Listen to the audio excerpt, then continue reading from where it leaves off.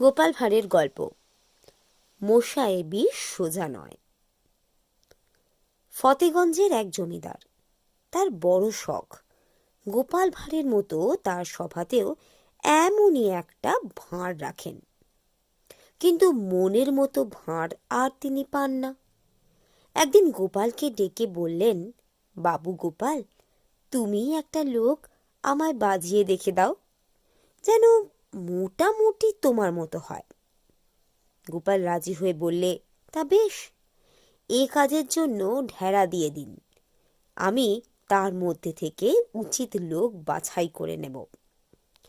বিজ্ঞপ্তি শুনে ভাঁড়ের কাজের জন্য উমেদার হয়ে অনেকেই এলো।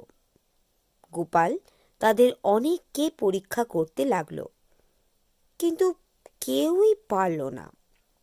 গোপালের ধাঁধার ঠিক মতন জবাব না দিতে পেরে কেউ কেউ বাতিল হয়ে গেল, আবার অনেকেই গোপালের নাম শুনেই বেইজ্জতির ভয়ে আগেই পিছু টান দিল। থাকলো বাকি মাত্র দুজন। গোপাল, কি ব্যাপার, পারবে মোসাহেবি করতে? প্রথম লোক, নিশ্চয়ই পারবো। পারবো না মানে? গোপাল, কি করে বুঝলে যে পারবে? প্রথম লোক, এর আর বোঝাবুঝি কি, জুতো সেলাই থেকে চণ্ডীপাঠ কোনটা না জানি আমি।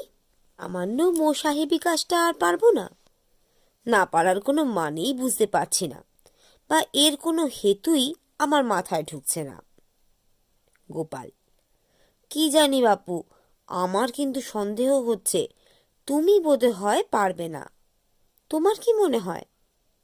প্রথম লোক, বলেন কি মশাই, আপনি পরীক্ষা করে দেখুন না পারি কিনা, যদি না পারি চলে যাব। গোপাল, পরীক্ষা তো হয়ে গেল বাপু, মোসাহেব একমাত্র কাজ হলো সব কথাতেই সায় দেওয়া। তুমি সেই কথাটাই জানো না, তোমার দ্বারা কাজ চলবে না, অতএব তুমি বিদায় নিতে পারো। এবার তোমাকে আমাদের প্রয়োজন নেই। প্রথম উমেদারটিকে বিদায় দিয়ে দ্বিতীয় উমেদারকে ঘরে ডাকলো গোপাল।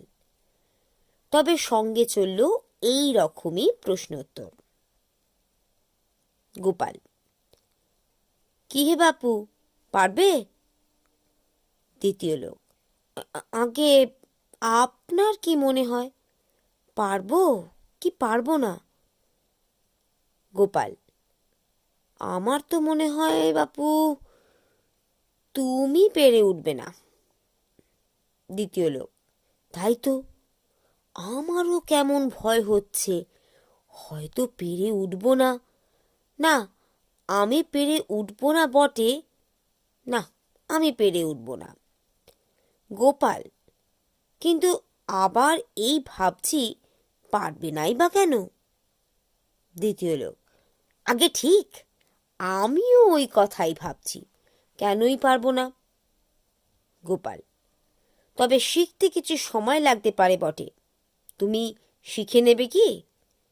দ্বিতীয় লোক, তা লাগবে না, না শিখলে কোন কাজটা পারা যায় বলুন, আপনি কথাটা বিলক্ষণ ধরেছেন। গোপাল, হ্যাঁ, তুমি বেশ পারবে মনে হচ্ছে, আমার মনে হয় তুমি পারবে। দ্বিতীয় লোক, আগে নিশ্চয়ই, আমার মনে হচ্ছে বেশ পারবো আমি।